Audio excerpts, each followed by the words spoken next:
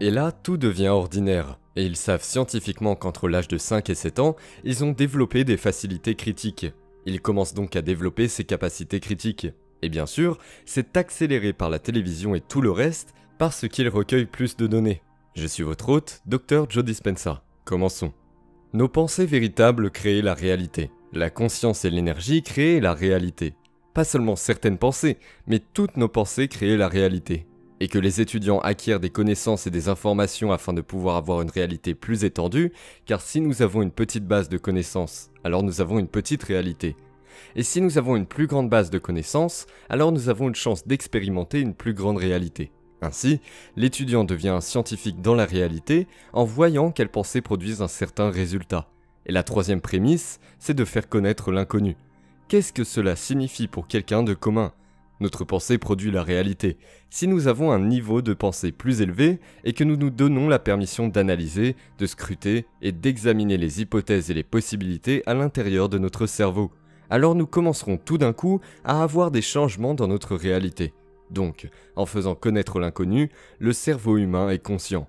Et ce niveau du cerveau de 400 milliards de bits d'informations.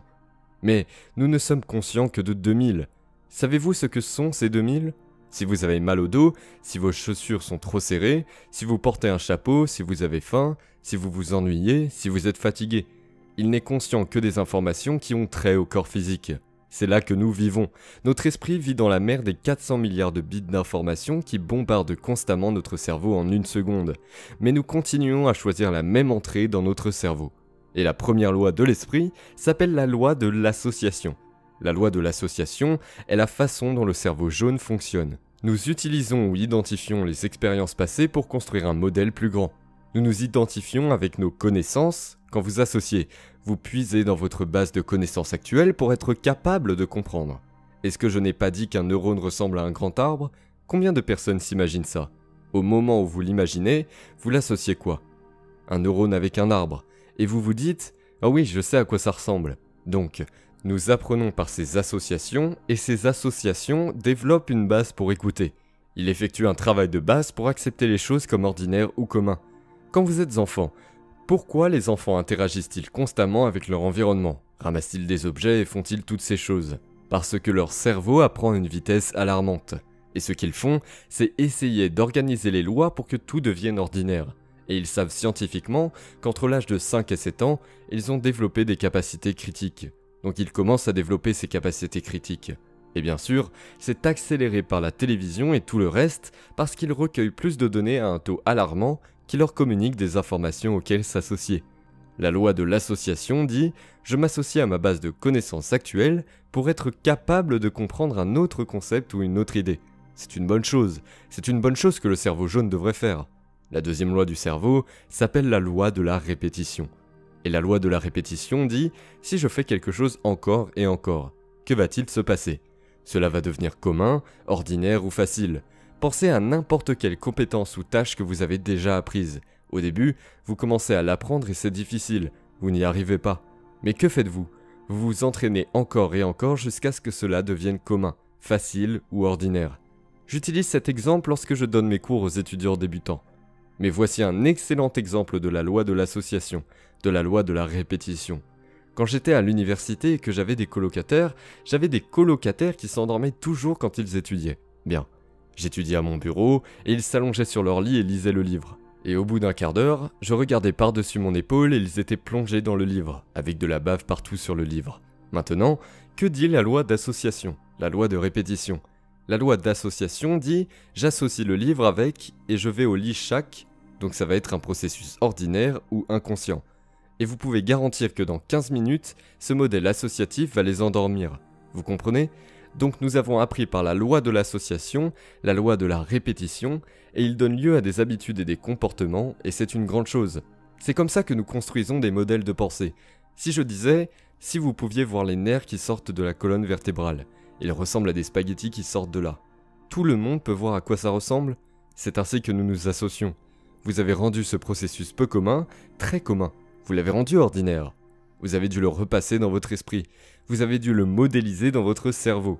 Vous avez dû vous imaginer en train de le faire. Vous avez dû le faire presque jusqu'à ce que vous vous ennuyiez, autant de fois. Et il arrive un moment où ça fait tilt, n'est-ce pas?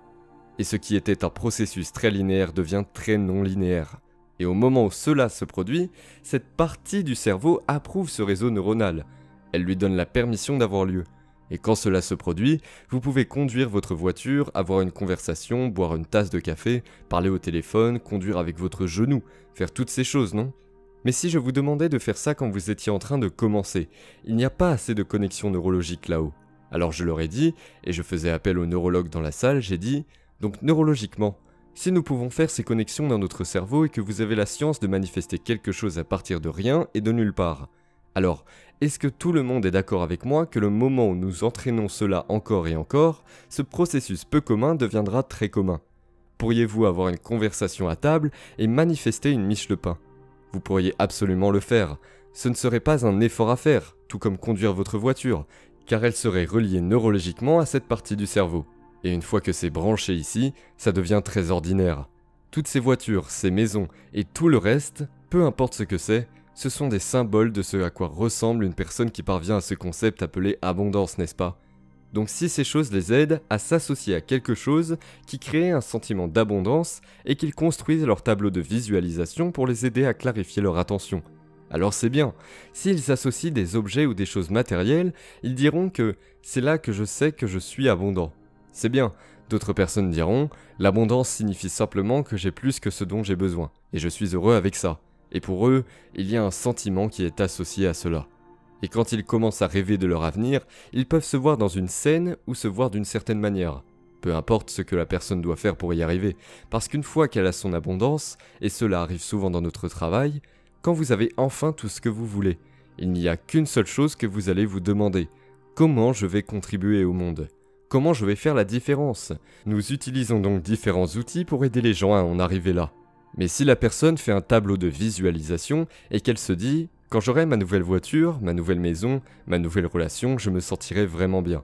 Ensuite, ils reviennent au programme en attendant que cela se produise, qu'ils ressentent l'émotion, qu'ils croient que leur monde extérieur doit changer pour qu'ils se sentent mieux. De cette façon, vous n'attirez pas l'émotion vers vous. La personne doit donc utiliser ces outils pour se mettre dans un état émotionnel qui lui permette de sentir que cela s'est déjà produit. Maintenant, pensez à ceci.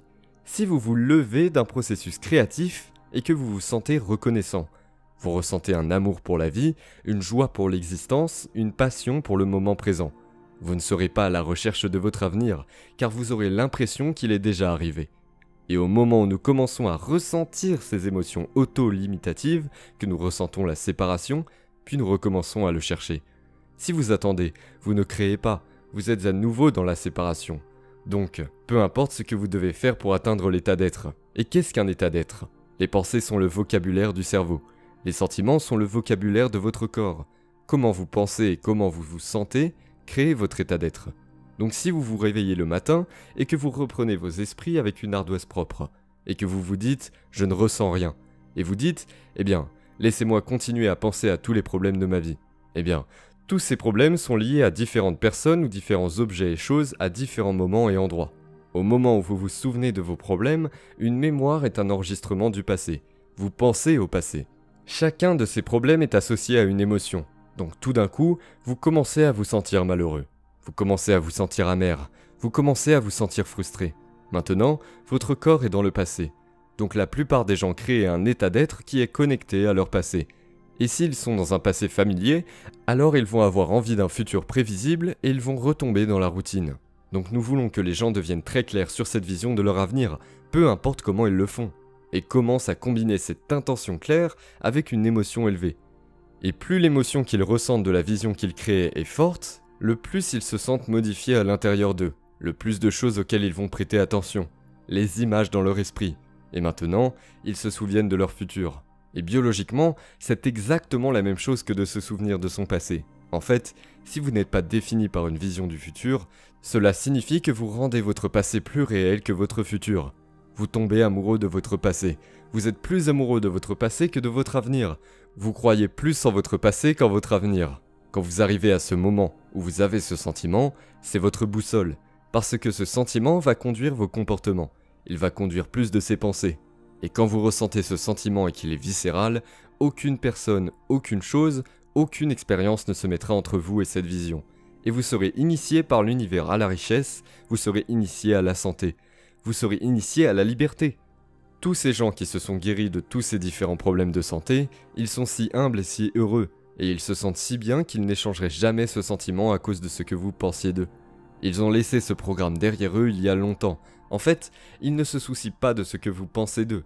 Ils sont si heureux avec eux-mêmes qu'ils ne dépendent plus de rien d'extérieur à eux. Maintenant, je pense que c'est un moment très important, parce que c'est le moment où nous donnons la permission aux gens dans nos vies de faire la même chose. C'est vrai. Et je pense que de plus en plus de gens commencent à s'en rendre compte au fur et à mesure que nous effectuons ce travail.